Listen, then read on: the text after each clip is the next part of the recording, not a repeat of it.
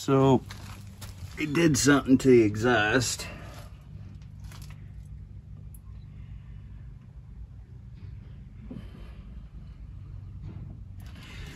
It's a magnaflow inner baffles, not outie baffles. So when you go install it, it doesn't say which way to point it. Yeah, so put it on one way. It's kind of aggressive. Now I just got done flipping it around, and let's see if it's any quieter or louder.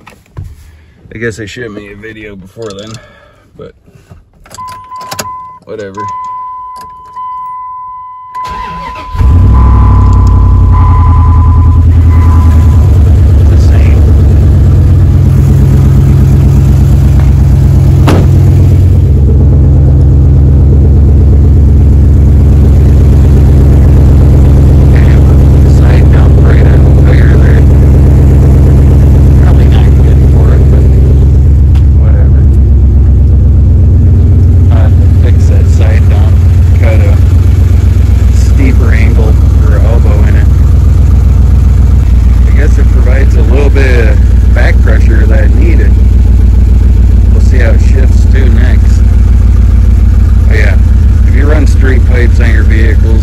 Shift different. Stick shifts even act different. They shift smoother. It's weird. I don't get it, but it's weird. If you don't have any type of exhaust or back pressure, they act so much different. They idle different even. Believe it or not, they do. It's like engines like some sort of back pressure. Oh, spoke too soon. Sucking air through the... You know how the intake goes on to the throttle body on these? It needs a gasket that goes from the air cleaner on top of the throttle body.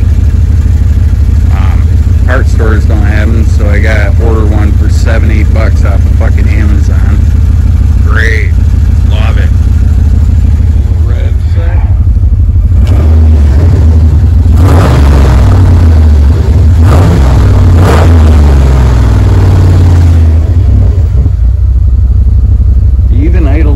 Quicker now. That's weird.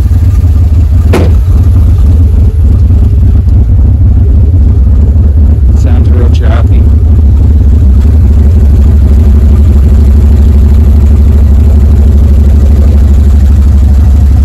It's kind of funny. It's cammed. Shh. It's our secret. Don't tell anybody. Alright guys. Cut to chase type video. This is a 98 Ram 2500 as the Dodge 5.9 360. I checked the oil earlier and well, it's about a quart low. Granted, I am on a hill, but when I add the oil to it, it was much higher on the dipstick. Even though I have it, this driveway slants a little bit like that. This is a big hill right there, but for the most part, it's good here. Now, this engine was rebuilt. There's a few ways of checking. So a couple of things you're gonna wanna do. You might want some padding there. Yeah. You're gonna wanna grab yourself a decent little flashlight. That one should work. Putting a brick on the accelerator pedal would be good. Or you can manipulate it right here. You just grab it by this and open it that way. You can also get a long screwdriver, pry bar, whatever, put it in there, slide your seat forward. It'll hold the accelerator to the floor. Some trucks it might not work that great with because it doesn't open that butterfly all the way. Can't see nothing in there right yet. Don't see no oil pooling.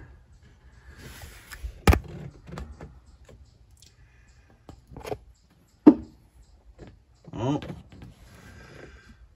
you think we do?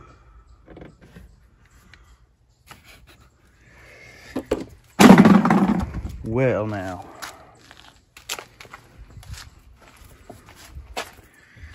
Hang on, let me lose it.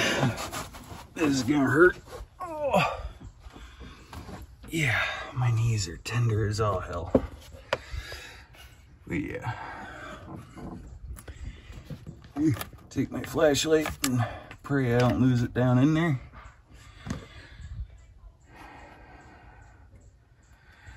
And she looks dry.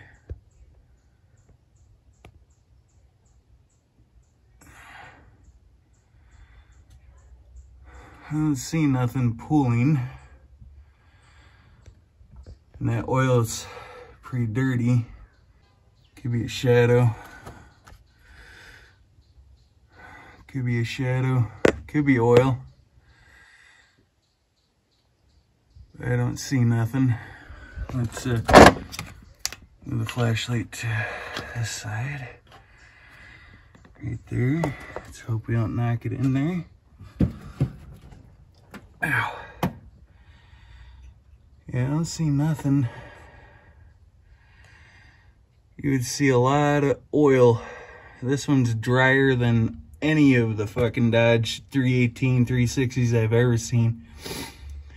But this engine was currently rebuilt and then left to sit. I don't see nothing in the front either. Looks pretty good. So, whoa. Now I'm drunk. No. Okay, so that's good news. We do have a vacuum leak. I can hear it, but I don't have a gasket for right here. This is my gasket. It's just like fish tank tubing or siphoning bleeder hose we can find, and guess what? I didn't find nothing. So, and it's dry underneath. She ain't leaking or burning any oil that way.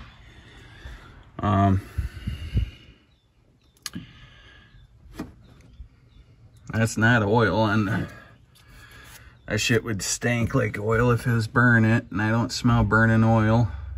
They're all leaking on the manifolds anyway. I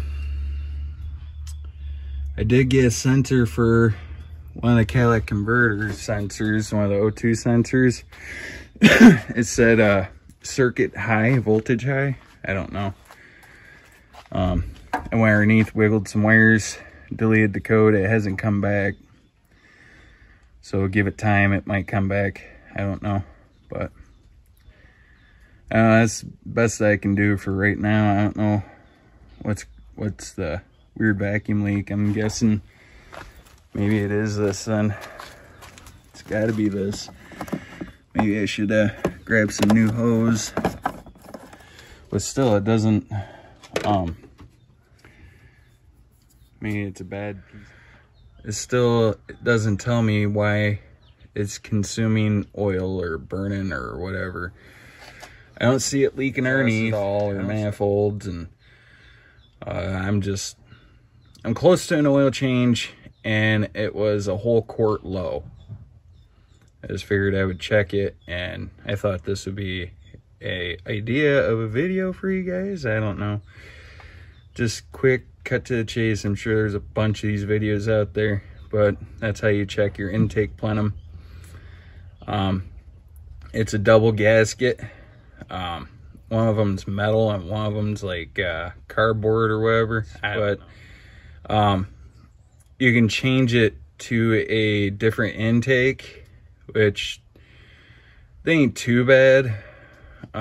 For someone like me, they're pretty expensive. Evil Bay or the Jungle website, but for that kind of money, I'm not gonna chance it and get the wrong one.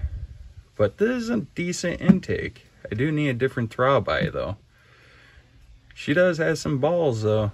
She gets up and she goes, but we're losing oil. out of nowhere. 25 years old. That sensor is probably going at 5-6 years old. It could be the original sensor, I don't know. But you got two of them. You got one here and one on the other side. Technically, it's not a sensor, it's just a piece of chunk of fucking plastic. There's one right here. You'll follow it down and follow your intake hose down to the valve cover, and boom, there's one right there. And then I'm confused to whatever. But anyways, guys, hopefully this helped you. My intake's bone dry. There's no moisture, no oil of any sort in that son of a bitch, and it's clean. So yeah, anybody know any other way I could be losing oil? Because I mean, I'll crawl underneath and show you guys. It's bone dry under there.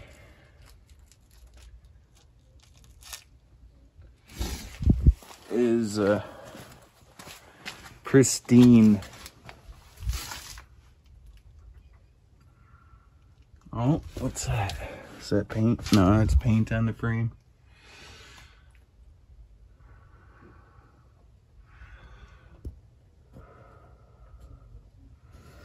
Yeah.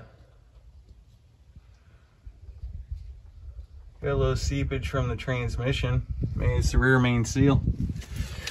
But this is where it's always parked. There's no oil on the ground. Maybe it's going inside the train. I don't know.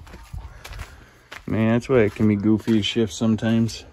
I just think the clutches inside that thing are pretty well hit. That's my guess.